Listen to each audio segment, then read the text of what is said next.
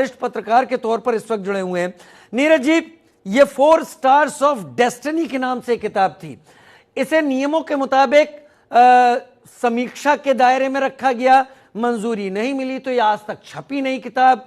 लेकिन इसी को किसी मैगजीन ने उद्धृत किया, जिसको नेता प्रतिपक्ष राहुल गांधी ने आज सदन में रखा और जिसके बाद यह हंगामा मचा। क्या वाकई आपको लगता है कि राहुल गांधी नियमों का उल्लंघन सदन में रहकर जानबूझकर विवाद पैदा करने के लिए इसे रख के कर रहे थे, या फिर जो मुद्दा उन्होंने रखा है उस पर स्पष्टता होनी चाहिए? नीरज मारे। देखिए राजीव जी, महत्वपूर्ण बात यह है कि सदन में हंगामा नहीं, चर्चा होनी चाहिए।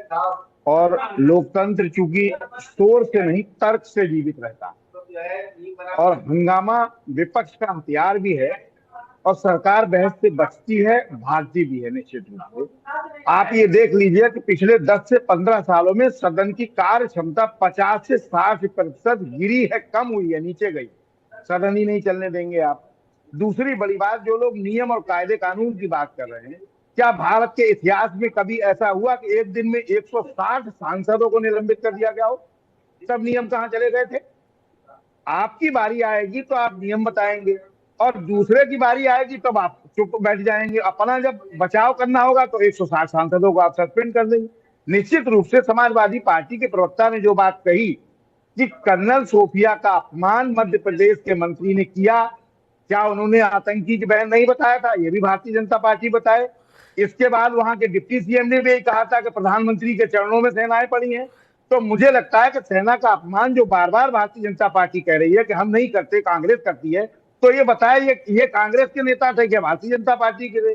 दूसरी बड़ी बात, क्या इनके खिलाफ भारतीय जनता पार्टी कोई कार्रवाई कर पाई कि नहीं कर पाई, ये भी स्पष्ट करना होगा। निश्चित रूप से अगर नेता विरोधी दल ने किसी सेना के अधिकारी के द्वारा बात कही गई, उसका अगर जिक्र सदन में करने का मुद्दा उठाया तो उठा लेने देती। वो कोई पाकिस्तान से थोड़े आए थे, सेना में रहे थे निश्चित रूप से। और देश की संसद में जनता की आवाज, सबसे बड़ी जो महत्वपूर्ण बात है कि संसद देश की लोगों की, जनता की पैसे से बनाई गई, और उसी में जनता की चर्चा नहीं हो रही। मुझे लगता है कि भारतीय जनता पार्टी हो या कांग्रेस हो या कोई भी राजनीतिक दल हो, सदन में चर्चा आवश्यक है। पहले 90 दिन होती थी चर्चा, अब 30 दिन कर दिया गया। क्या 30 दिन में 150 करोड़ जनता की आवाज या बात कह सकती है कोई भी राजनीतिक पार्टी? उसके बाद भी सांसदों का नंबर आएगा कि नहीं आएगा? तो मुझे लगता है कि चर्चा जरूरी है, और जो चीज नेता विरोधी दल उठा रहे हैं उनकी बात सुन लीजिए, आप जवाब दीजिए। आप बात उठाने नहीं देंगे तो जवाब का देना नहीं पड़ेगा। ठीक है, बहुत बढ़िया, एकदम जोरदार बोला नीरज जी। मैं एक छोटा सा ब्रेक ले रहा हूं। ब्रेक